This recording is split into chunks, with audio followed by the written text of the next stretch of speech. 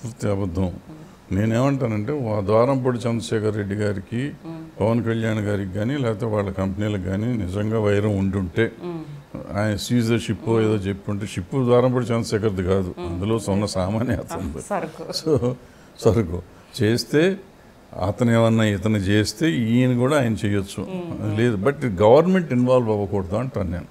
ఇప్పుడు ద్వారంపూడి చంద్రశేఖర్ అనే ఆయనకి అంత కెపాసిటీ ఉందా?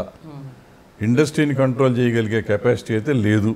అంటే దిల్ రాజు గారు వీళ్ళ ద్వారా పరోక్షంగా దిల్ రాజు గారు లేదు, ఏం లేదు. దిల్ రాజు గారు ఏం చెప్తారు? దిల్ రాజు గారు ద్వారంపూడి చంద్రశేఖర్ చెప్తే వింటాడా? ఎందుకు వింటాడు? ఆయనకి ఏంటి సంబంధం? ఆఫ్టర్ ఆల్ ద్వారంపూడి చంద్రశేఖర్కి ఉంది ఒకటే థియేటర్, దేవి బ్యాచ్. ఆ 3 ఇంకేదో ఒకటి ఉన్నట్టుంది. 6 థియేటర్లు ఉంటాయి ఆయనకి. 6 థియేటర్లు ఒక ఊరిలో ఉన్నవాడు మొత్తం ఇండస్ట్రీని కంట్రోల్ చేస్తాడంటే నేను నమ్మను. అది అవుట్ ఆఫ్ క్వశ్చన్. ఇప్పుడు వీళ్ళందరికీ ఇందాక చదివాను కదా, 37, 40 అంటే 100 స్క్రీన్లు ఉన్నాయి ఒక్కొక్కళ్ళ దగ్గర.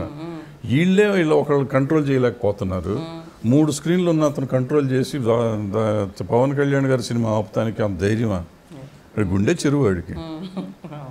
అవుట్ ఆఫ్ క్వశ్చన్, జరిగే పని కాదు.